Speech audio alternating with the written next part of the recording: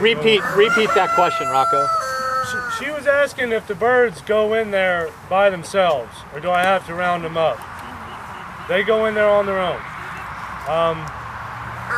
When you first introduce birds to your building or to whatever chicken tractor type thing you have, you might have to scoot them in there. You might have to pick them up and toss them in there, maybe for 1 or 2 nights. I had to do that, especially with the new flock. If I added birds to this, they'd all go in there. Okay. So yeah, they go in and So the key is if he brings them out at 6 weeks old, they're half grown, or he puts them in there, he might not let them out for the next week. They stay in that coop. He feeds them in there, he waters them in there. They kind of figure out, this is our new home. Then when he opens it up, they go out, they come back. Chickens are real cooperative, generally speaking, pretty cooperative on that.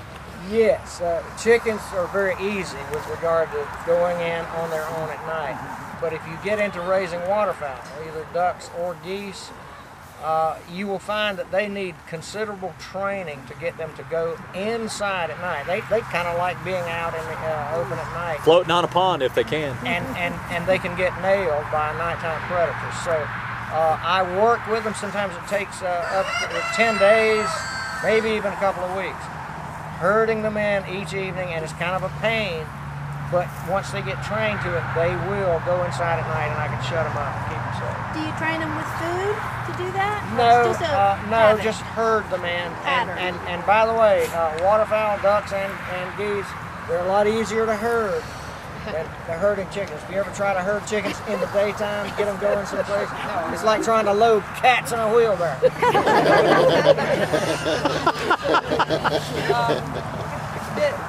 have an opinion about extending the day lengths of the night to increase egg production? You want to comment on that? The question is, what about manipulation of the lights in the hen house in the wintertime when the days are so short, and then the hens lay less, partly because they're responding to the shorter day length. So you can fake a longer day with artificial lights. What do you think of doing that? It's not something that I do. The hens go through the molt, they're replacing all those feathers. That's a lot of protein, it's a lot of resource. So I don't personally choose to push them with the lights toward greater production. However, with a flock that's well managed, in good health, and well fed, I do not see a problem with manipulating light to increase egg production, and it really does work. If you do use lights, it should be on a regular basis and not haphazard. It doesn't work if it's haphazard. So put the lights on a timer and set the timer so that the lights come on in the wee hours of the morning rather than going off after dark at night, because with the latter option, if it goes, so the lights suddenly go off and it's already dark, they can't find their way to roost. But if it comes on about 3 o'clock in the morning or something, then they get active again. And you don't need much light. You know, a 40-watt bulb or a little string of those little tiny icicle Christmas lights. You don't need much water. Yeah, and the other thing, in our standards, it's been pretty well proven welfare-wise, we allow up to 14 hours.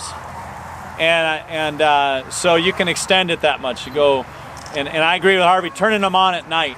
The other thing is, I had another thought, and it's some, like Gary, you've decided you're doing it all natural, right? I mean, you're not using lights at all. Yeah, at this point, that may change, but anyway, so, okay, here's the deal. Pat's gonna talk about diseases and a little bit of basic poultry health management. But what I want you to do, Rocco's here, Harvey's here, Gary's here, Jennifer, Cynthia.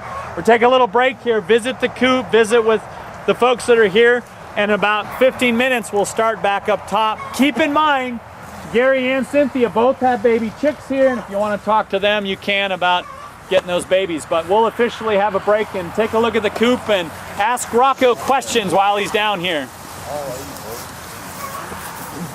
Are there any certified chicken dealers in this area? because you've talked about that one lady, but she's I've heard that from so many people. I'm sure you may have come into contact with some of the folks around the Asheville area who are really concerned about Merrick's, and people who have lost chickens to Merrick's, and there's this kind of almost like bordering on hysteria in Asheville about Merrick's. And so when you start talking to people about getting chicks from small breeders instead of big hatcheries, there's this, people are freaked out about Merrick's. I'll tell you, I'm aware of the stories in Buncombe County, and I'm aware of the breeders. Terrible husbandry, terrible husbandry, and poor. They actually got their starts from hatcheries. So you're getting birds with poor, low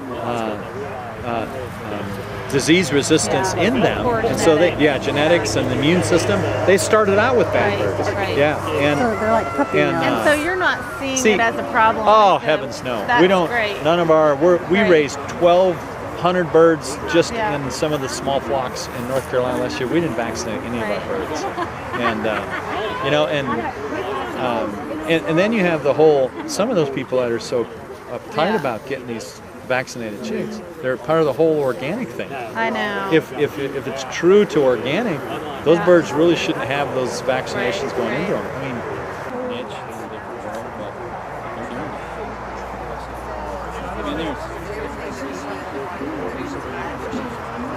Listen, picking us up and doing all kinds of stuff to us. You're so cute. Back there. Even if there's a fence in between, there's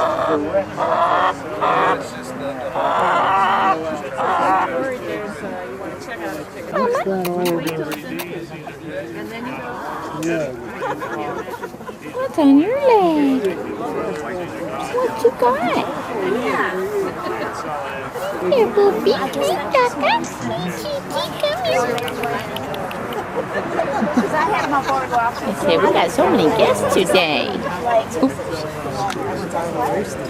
you guys. Who are you?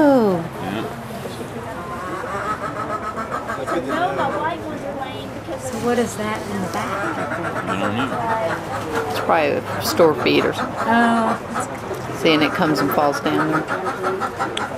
Yeah, because I don't even see their feeder in here. That's it. Oh yeah, there it is. Okay.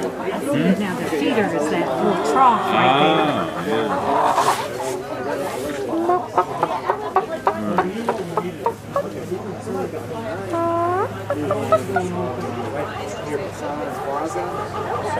No, I was getting that chicken butt.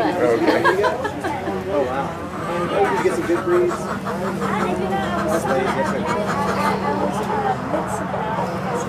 Yeah. And he's also not deep bedding what they were talking about because he's just letting them fall through it.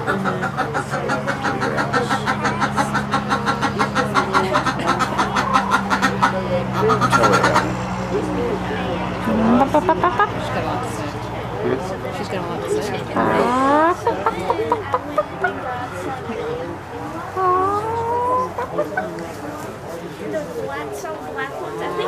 Oh, I see.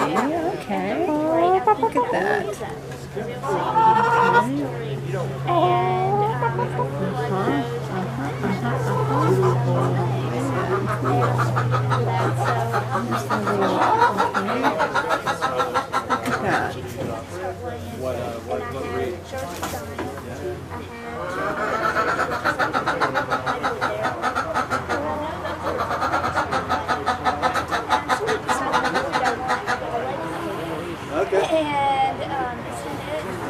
So, why does he have the roosts in front of the boxes up like that? He doesn't want them to go in there at all, or?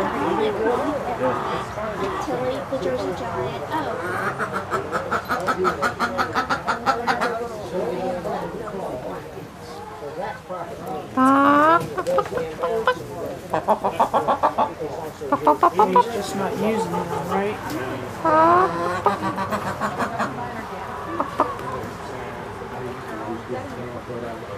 So here they roost right where they lay. Looks like, huh? Well, I don't know, maybe this. You didn't go up there?